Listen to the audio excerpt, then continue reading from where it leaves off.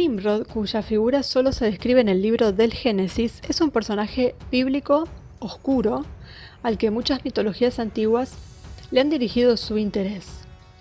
La fuente bíblica revela que él era el hijo de Cush, a su vez el hijo de Cam, que era el hijo de Noé, es decir, que Nimrod era el bisnieto de Noé, y fue el fundador de numerosas ciudades, Nínive, Akkad, Babilonia y otras. Exactamente Babilonia, lo que la religión y la mitología nos dan, es la figura del primer rey babilónico, el que quería desafiar a Dios, erigiendo la Torre de Babel, y por eso la humanidad se dividió en muchos idiomas diferentes y mutuamente incomprensibles. También Nimrod se oponía a Yahvé porque decía que no había que tenerle miedo, sino que en realidad todo es fruto del esfuerzo de las personas. Entonces, en un punto, tenemos que este rebelde puede tomarse como alguien realmente malo por oponerse a la divinidad desde el punto de vista de la Biblia, obviamente, porque se opone a Dios, pero si lo tomamos desde un punto de vista babilónico, en donde los dioses eran Anunnaki, entonces tendríamos que ese dios ante el que él se revela sería Enlil, una de las facciones Anunnaki. Entonces ya ahí tenemos otra visión. Cada cual tomará la que le parezca según su religión o su creencia. Incluso muchísimo más adelante en el tiempo, Dante lo toma su figura y lo incorpora en su Divina Comedia y lo sitúa obviamente en el infierno, más precisamente en el Pozo de los Gigantes.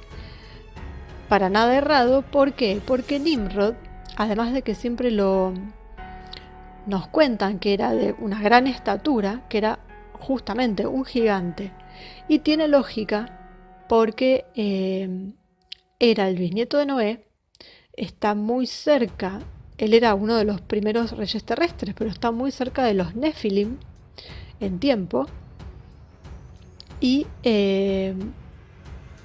estamos en Babilonia, entonces tiene que ver con estos Anunnaki gigantes que fueron eliminados por el gran diluvio, pero del que quedó Noé y su estirpe. Entonces, Dante lo ubica en el Pozo de los Gigantes, culpable de haberse opuesto a Dios, y lo pone ahí gritando palabras que nadie entiende. Son unas palabras que obviamente ni los eruditos lo entienden, porque Dante lo inventa justamente para que sea algo incomprensible, y dice, por ejemplo, Rafael Maya Meke Sabi Almi, que no quiere decir nada. Lo que él nos quiere decir es que lo que Nimrod está diciendo es incomprensible para cualquiera, porque es precisamente la culpa de haber confundido las lenguas de los hombres lo que lo hace descansar a él en el inframundo, relegándolo a ser un alma confundida que habla un idioma que nadie entiende. Pero bueno, dejando de lado la Divina Comedia, Nimrod en hebreo significa rebelde. Ya sabemos el porqué, ¿no? Bueno, de hecho en el Talmud dice, ¿por qué entonces se llamaba Nimrod? Porque instigó a todo el mundo a rebelarse contra la soberanía de Dios. Bien, el trabajo para construir la Torre de Babel tuvo que detenerse porque ya nadie podía comunicarse con sus compañeros, pero a partir de los escombros de la torre, Nimrod, el rebelde, fundó Babilonia. Y acá es donde la cosa se empieza a poner interesante. Algunas fuentes arcaicas dicen que la legendaria reina babilónica Semiramis, que era la madre y la esposa de Nimrod, que también, bueno, Dante la pone en el infierno, en el círculo de los lujuriosos, por la relación incestuosa con el hijo. Pero recordemos que en ese momento en la antigua Babilonia era algo normal dentro de la realeza, eh, esta cosa incestuosa, como de hecho sigue siendo hoy en día, no al punto de madre e hijo, pero sí de casarse entre miembros de la misma familia para mantener ese linaje, que no solamente tiene que ver con mantener el poder de la familia, sino el poder de la sangre que tiene mucho significado para esta gente. Bien, entonces Semiramis, cuando Nimrod muere, ella temía perder el trono. Entonces elabora un culto que le permite preservar ese trono. Entonces, supuestamente, ella dice que Nimrod asciende al cielo y se convierte en una divinidad. Para ser más exactos, el sol. Entonces, bajo los auspicios de este sol, el reino habría persistido a lo largo de los años. Semiramis, además, queda embarazada por una relación secreta con un sacerdote y después de 9 meses da a luz a un niño que se presenta como el hijo y la reencarnación del mismo dios Nimrod, y lo llaman Tamuz. Y el día de su nacimiento es el 25 de diciembre. A ver,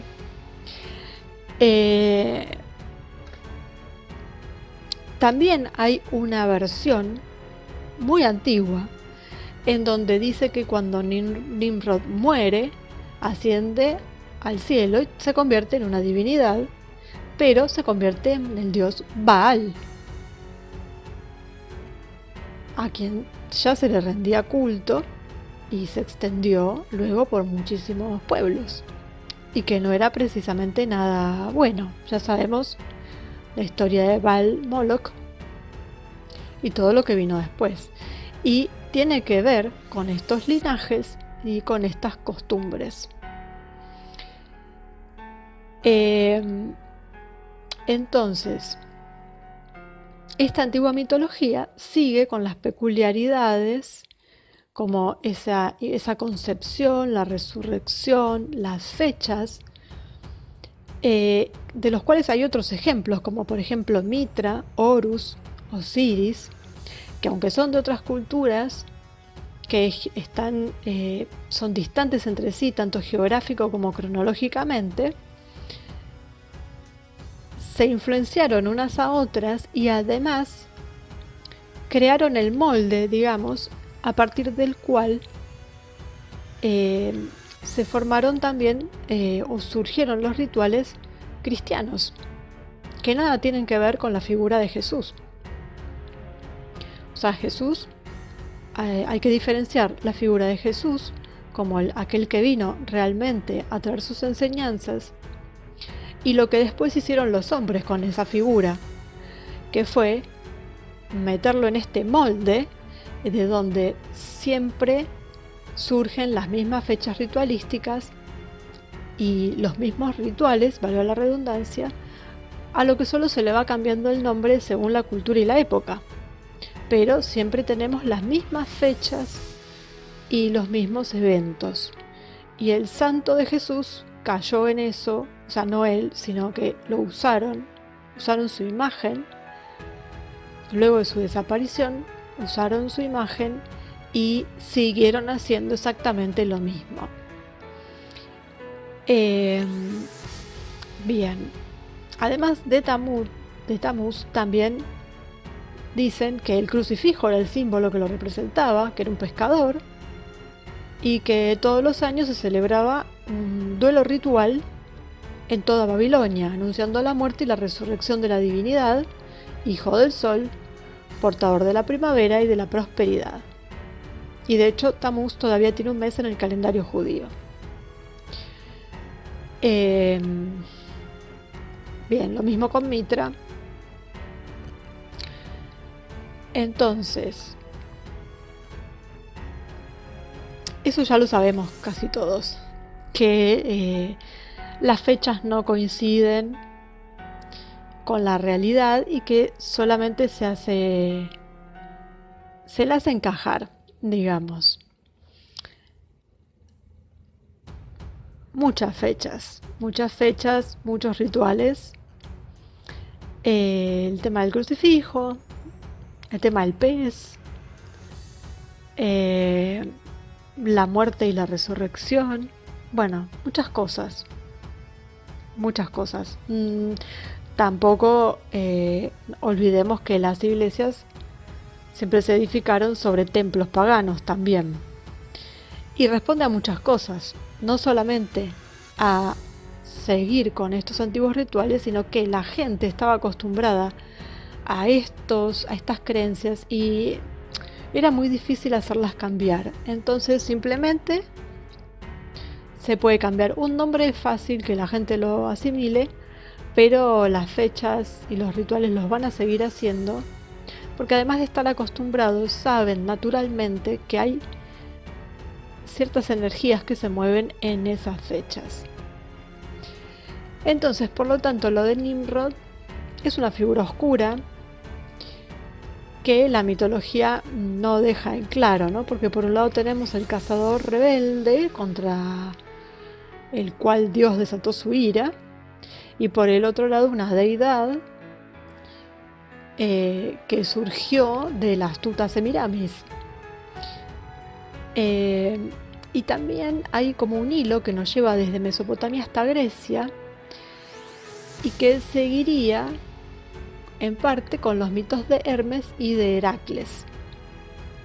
De hecho, también se dijo que Hermes tenía que ver con el padre, o sea que se podría suplantar el nombre del padre de Nimrod por Hermes, pero eso ya es una teoría aparte. Y bueno, tenemos nos quedamos con lo que hizo Dante, que al final, que es lo magistral, ¿no? En donde lo pone como un maldito gigante que quedó encerrado en su falta de comunicación y quedó maldito con una lengua que nadie entiende, producto de aquella división de todas las lenguas, y que es una lengua que solo habla él, que no puede hablar con nadie y que nadie le entiende. Eso es algo magistral por parte de Dante, de darle esa vuelta de tuerca y de encerrarlo en ese pozo de los gigantes totalmente incomunicado, gritando como un loco y que nadie le puede entender. Por aquello que hizo con la Torre de Babel. Así, bueno, una de las genialidades de Dante, ¿no? Pero bueno, ahí tenemos todo este rollo con Nimrod, que si se transformó en un dios, si se transformó en Baal, bueno, que está en la estructura que conocemos hasta el día de hoy, seguro. Él, como todos los que vinieron después, que siempre es lo mismo, o sea, que en realidad es rendir homenajes y hacer rituales en determinadas fechas, no importa el nombre de quién esté ahí, sino de hacer las cosas y los rituales en esa fecha en particular. Entonces ya poco importa si se llama Tamuz, si se llama Mitra, da igual, lo importante es hacer el rito para esta gente. Y así tenemos, digamos, un comienzo de podríamos llamarlo de un gobierno en las sombras desde aquella época, porque viene derecha la línea, viene siendo siempre igual, nada cambió. Entonces cerramos como siempre, un misterio más, saber que nos mintieron, saber que nada cambió, que seguimos como en aquella época con mucha tecnología supuestamente, pero también es bastante irrisoria con respecto a lo que tenían. Y bueno, y acá estamos confundidos, con una especie de amnesia provocada por esta gente, pero que de a poco va saliendo a la luz y vamos atando cabos, y aunque en algunas ataduras nos equivoquemos, vamos por buen camino y nos vamos dando cuenta del engaño y de que lo que nos dijeron simplemente sirve a su causa y no a la nuestra. Así que bueno, vamos a seguir desentrañando todos estos puntos oscuros de la historia, que cuanto más atrás nos vamos, obviamente, más difícil es de encontrar la verdad, porque además de no tener la verdad absoluta, es muy difícil de rastrear porque la manipulación es muy grande, porque es manipulación sobre manipulación. Y los textos que hay, además de manipulados, están en partes o algunos ya no existen. Entonces se hace muy difícil, pero la luz va llegando y se va encontrando el camino.